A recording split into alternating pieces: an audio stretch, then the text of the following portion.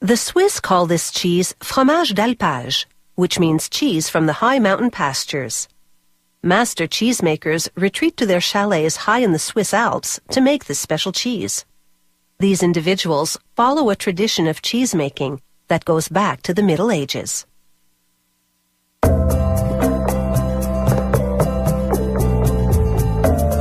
Fromage d'alpage is produced by cheesemakers who bring their cows high into the Alps for 5 months to this region of Gstaad, Switzerland. In the morning, they milk their cows for about 7 minutes using an automatic milking machine. Each cow produces around 10 liters of milk, which contains water, protein, and fat.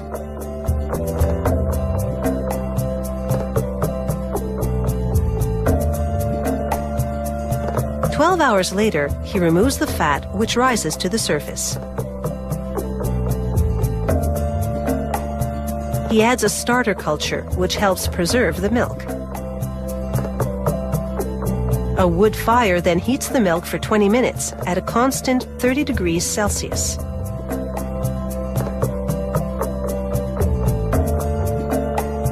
He then adds an enzyme called rennet and more starter culture to the milk.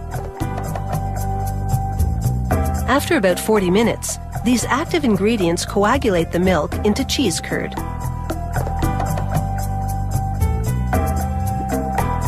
He cuts the solidifying curd into smaller pieces.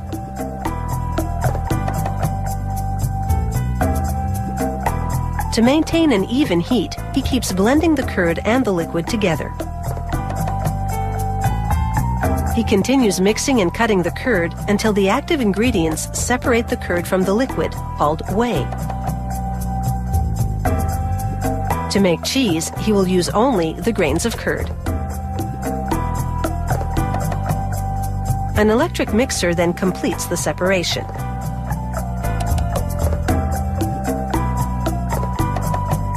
He washes his arms and hands thoroughly because any impurities in the cheese would ruin it. After heating the mixture for 20 minutes again, the curd is now the perfect texture for making cheese. Using cheesecloth, they remove the grains of curd. What started out as 300 liters of milk will end up producing only 30 kilograms of cheese.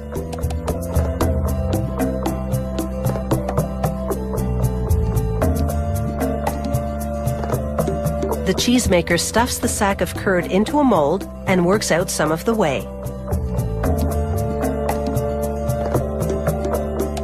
He then puts 3 molds filled with curd into a wooden press. And using a wooden block that distributes the pressure evenly, he squeezes out more of the whey.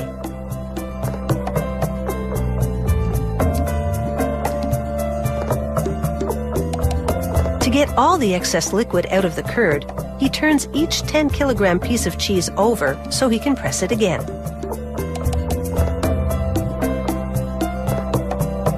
Too much liquid in the cheese would affect its shape and quality, so he does this a few times, then leaves them in the press overnight.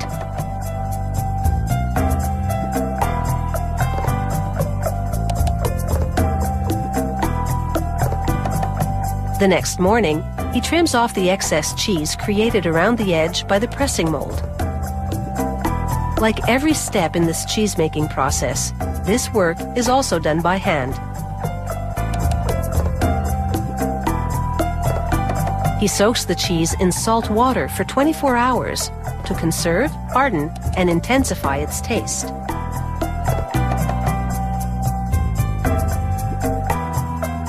The cheese then goes through a salting and maturing process that lasts 6 months. During this time, they flip each piece of cheese often so it ages evenly.